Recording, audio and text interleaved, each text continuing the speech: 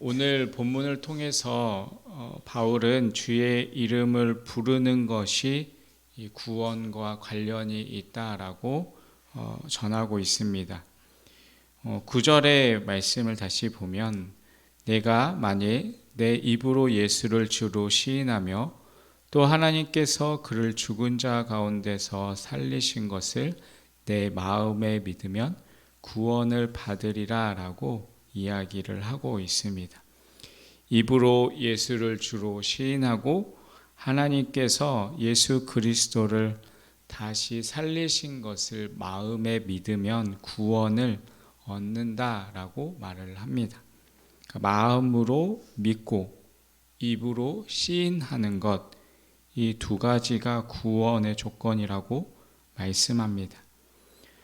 바울은 이어서 같은 말씀을 10절을 통해서 이렇게 반복합니다.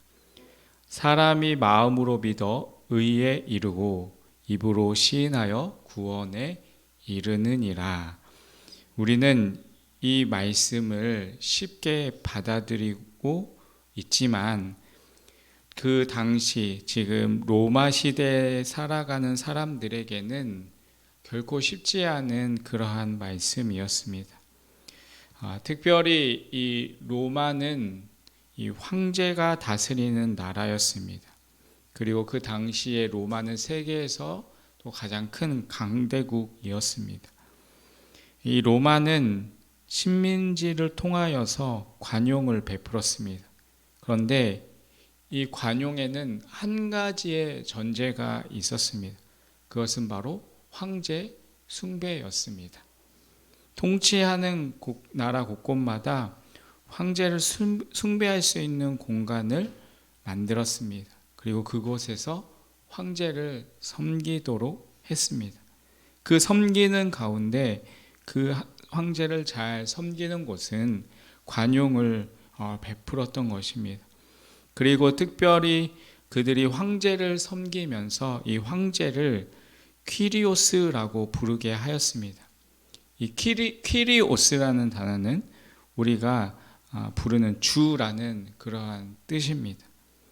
오늘 여기도 기록되어 있는 주라는 단어에도 바로 이 퀴리오스라는 단어가 사용되었습니다. 그 당시 이 로마 시대의 주는 바로 이 로마 황제였습니다. 이 황제를 퀴리오스로 부르지 않고 황제 숭배를 하지 않으면 핍박이 주어졌던 것입니다. 그러한 엄중한 시절 속에서 로마에서 믿음 생활을 하고 있는 이 로마 교회 성도들에게 바울은 지금 편지를 보내면서 너희가 정말 구원받은 백성이 되고자 한다면, 하나님의 백성으로서 너희가 살아가고자 한다면 황제를 퀴리오스라고 부르는 것이 아니라 예수를 퀴리오스라고 선언해야 한다. 그것도 너희는 아무도 없는 스스로의 공간에서 하는 것이 아니라 믿음의 공동체인 이 하나님의 백성이 모여있는 그 공적인 자리에서 예수를 주라고 선언해라. 그러면 너는 구원받은 백성으로서 살아가는 것이다 라고 말씀을 하고 있는 것입니다. 여러분, 이것은 어쩌면 대단히 위험한 일일 수도 있습니다. 믿음의 고백을 듣는 그 공동체 가운데 중에서도 이 이야기를 듣고 혹시 밀고 하는 사람이 있지 않겠습니까? 어쩌면 이 고백은 그들에게 있어서 목숨을 건 고백일 수 있습니다. 여러분, 예수님께서 십자가에 달려 돌아가실 때 그 제목이 무엇이었습니까? 빌라도가 예수님을 신문할 때 질문했던 것은 한 가지였습니다. 내가 정말 유대인의 왕이냐라고 물었습니다. 이 질문에 예수님은 그렇다라고 대답했습니다. 그리고 예수님이 십자가에 돌아가실 때 이 십자가에 적힌 명패가 바로 유대인의 왕 나사렛이라는 명패가 붙어 있었습니다.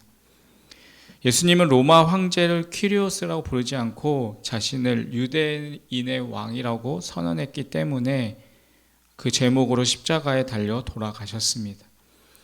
그렇게 죽은 예수님을 또한 퀴리오스라고 고백하는 그 사람들이 또 로마의 가장 중심부에서 있다라는 그 사실이, 여러분 로마 당국은 그것을 어떻게 또 받아들일 수 있겠습니까? 그들을 색출해서 그들을 죽이려고 하지 않겠습니까?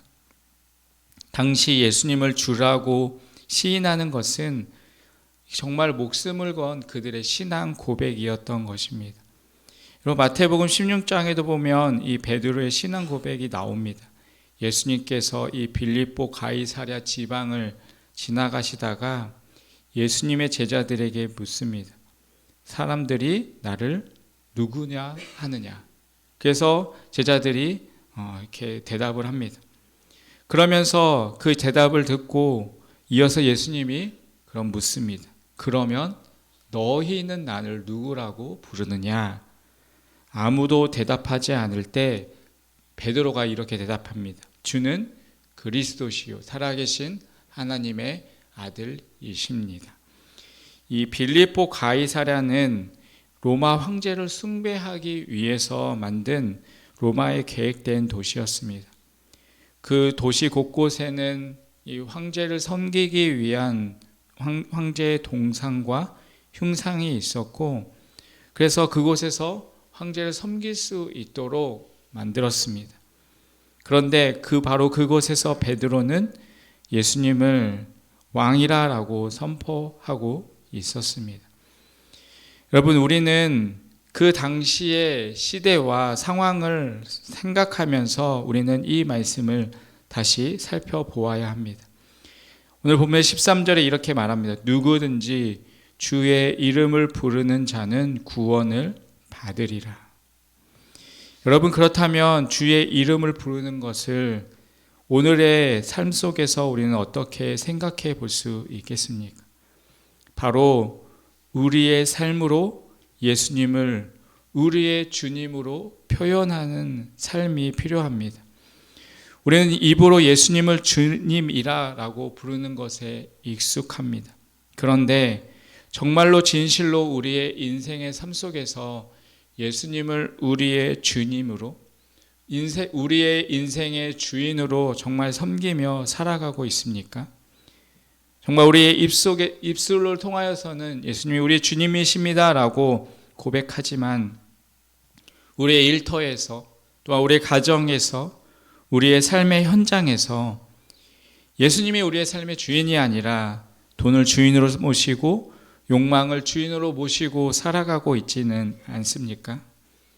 여러분, 우리는 그러한 모든 것들을 다 척결하고 우리의 삶으로 예수님을 정말 주인으로 모시고 살아가는 그러한 삶이 되어야 할 것입니다. 말씀대로 살고 주님의 매여 사는 그러한 모습을 모든 사람이 알 수 있도록 우리는 그러한 삶을 살아야 합니다. 여러분, 이것이 바로 성화의 삶입니다.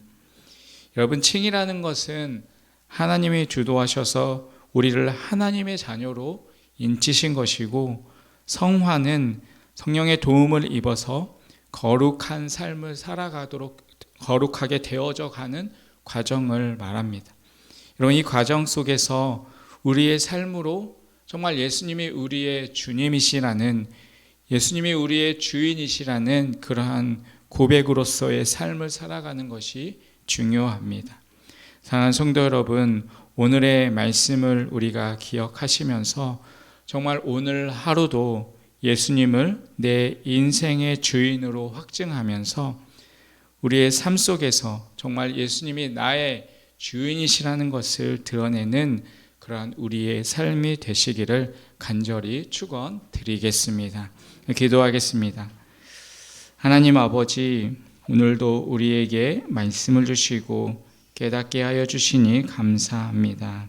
하나님, 오늘의 말씀을 우리가 기억하며 하나님의 이름을 부르는 것으로 그치지 않게 하여 주시고 우리의 삶 속에서 예수님이 우리의 주인이 되는 그러한 삶이 될 수 있도록 우리를 붙잡아 주시옵소서.